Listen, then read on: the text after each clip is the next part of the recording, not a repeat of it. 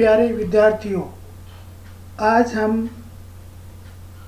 BSc part second के अंदर second paper के अंदर अवकलन गणित की किताब को स्टार्ट करने जा रहे हैं। सबसे पहले हम राजस्थान यूनिवर्सिटी में जो सिलेबस है उसके बारे में चर्चा करते हैं। इस बुक के अंदर अपने पास में 4 यूनिट है।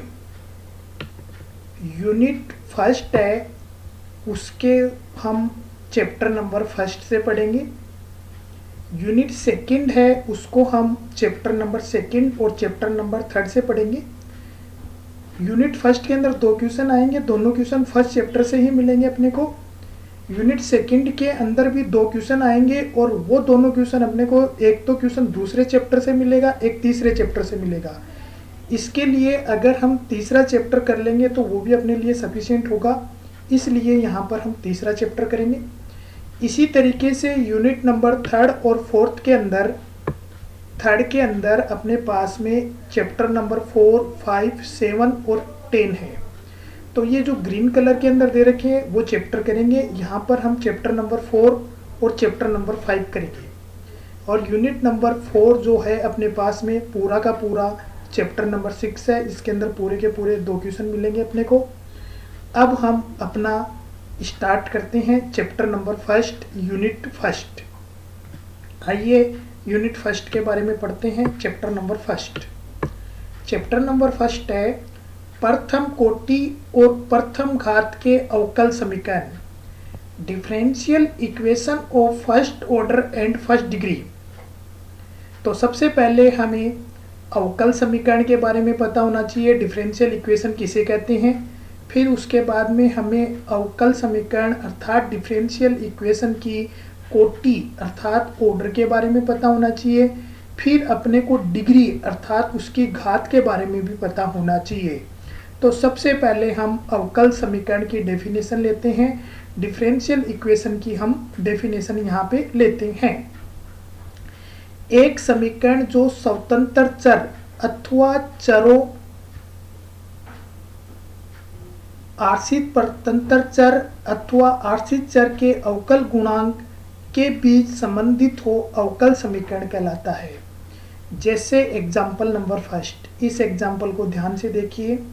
इसके अंदर अपने पास में dy/dx है equal x plus y minus 1, x plus y plus 1। इसके अंदर 3 चीज़ें हैं, x है, y है, dy/dx है।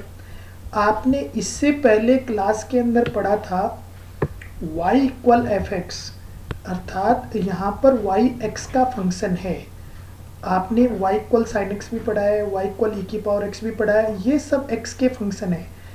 यहाँ पर हम देखेंगे, यहाँ पे जो x है वो इंडिपेंडेंट वेरिएबल कहलाता है अर्थात स्वतंत्र चर कहलाता है।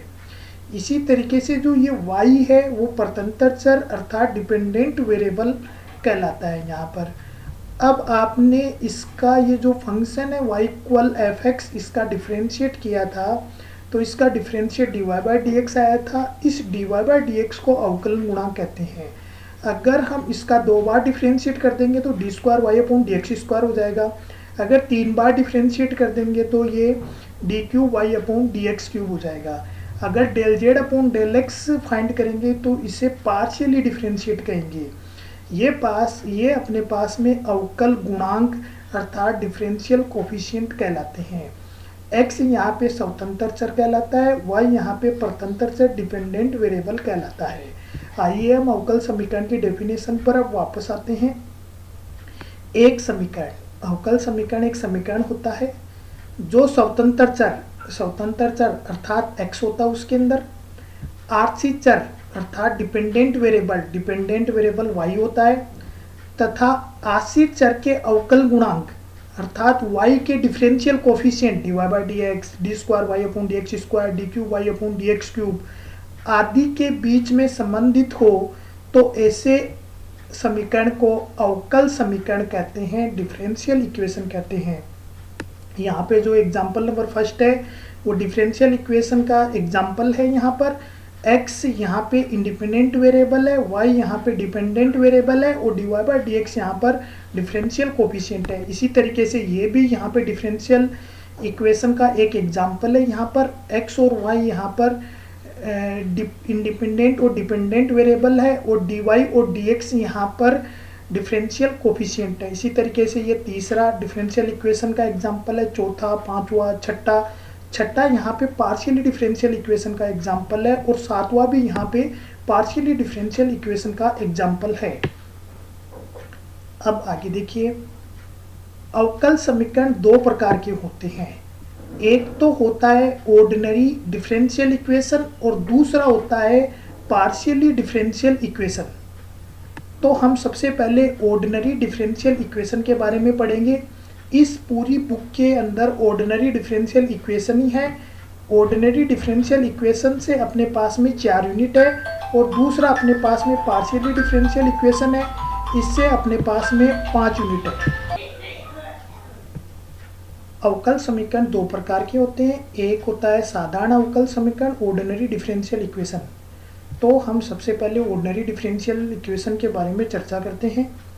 जब किसी अवकल समीकरण में अवकल गुणांक केवल एक ही स्वतंत्र चर के सापेक्ष हो तो उसका साधारण अवकल समीकरण कहते हैं। जैसे अपने पास में जो ये ऊपर एग्जाम्पल दे रखे हैं, ये पहला एग्जाम्पल, दूसरा, तीसरा, चौथा और ये पांचवा, इसमें केवल y के रेस्पेक्ट में डिफरेंशिएट हुआ है, y का x के रेस्पेक्ट में डिफरेंशिएट हुआ है, इसलिए ये अपने पास में ऑर्डिनरी डिफरेंशियल इक्वेशन के ये पांचों क्या है, एग्जाम्पल है।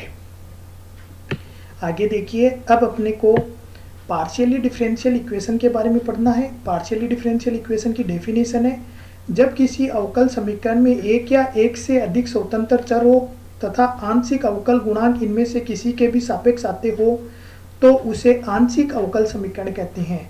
फॉर एग्जाम्पल 5th और ये जो 6 और ये जो 7 है अपने पास में, ये आंशिक अवकल समीकरण के अपने पास में उदाहरण है। देखिए यहाँ पर 6 और 7, यहाँ पर z का x के रेस्पेक्ट में भी हुआ है, z का y भी रेस्पेक्ट में पार्शियली डिफरेंशिएट हुआ है, इसलिए ये दोनों के दोनों एग्जाम्पल अपने पास में पार्शियली डिफरेंशियल इक्वेशन के एग्जाम्पल है। अब हम अवकल समीकरण की कोटि के बारे में पढ़ेंगे। डेफिनेशन है, किसी अवकल समीकरण में विद्यमान उच्चतम अवकलज हाईएस्ट ऑर्डर डेरिवेटिव की कोटि को ही अवकल समीकरण की कोटि कहते हैं।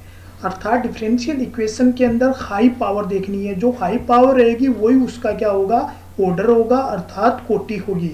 जैसे ये पहला एग्जाम्पल है, इसके अंदर हम देखते हैं एक ही बार डिफरेंशिएट हुआ है तो इसका ऑर्डर 1 है। इसी तरीके से ये दूसरा एग्जाम्पल है, दूसरे एग्जाम्पल को हम पूरी इक्वेशन को यदि dx से डिवाइड करें तो ये 1 हो जाएगा, ये dy बाई डी एक्स हो जाएगा, ये dy बाई डी एक्स हो जाएगा, ये 1 हो जाएगा, अर्थात dy बाई डी एक्स, अर्थात एक ही बार यहाँ पर डिफरेंशिएट हुआ है, अर्थात इसका हाईएस्ट ऑर्डर डेरिवेटिव 1 है, इसलिए इसका ऑर्डर 1 है। इसी तरीके से तीसरे का ऑर्डर भी 1 होगा।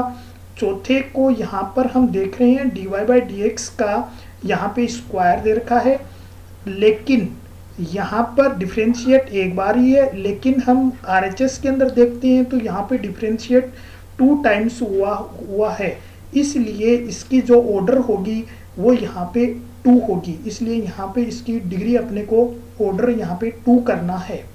इसी तरीके से जो 5th एग्जाम्पल है उसके अंदर डिग्री इसकी 3 होगी और इसके अंदर 6 के अंदर जो पार्शियली डिफरेंशियल इक्वेशन है उसकी डिग्री 1 होगी और 7th के अंदर इसकी डिग्री भी यहाँ पे 2 होगी। कोटि ज्ञात करते समय यह ध्यान रखना चाहिए कि अवकल समीकरण में इंटीग्रेशन ऑफ fy dx या इंटीग्रेशन fx dy जैसे पद आए तो पहले अवकलन करके उसको हटा के फिर उसकी कोटि ज्ञात करनी चाहिए। अवकल समीकरण की घात, अब हम अवकल समीकरण की घात के बारे में पढ़ेंगे, डिग्री ऑफ डिफरेंशियल इक्वेशन के बारे में पढ़ेंगे।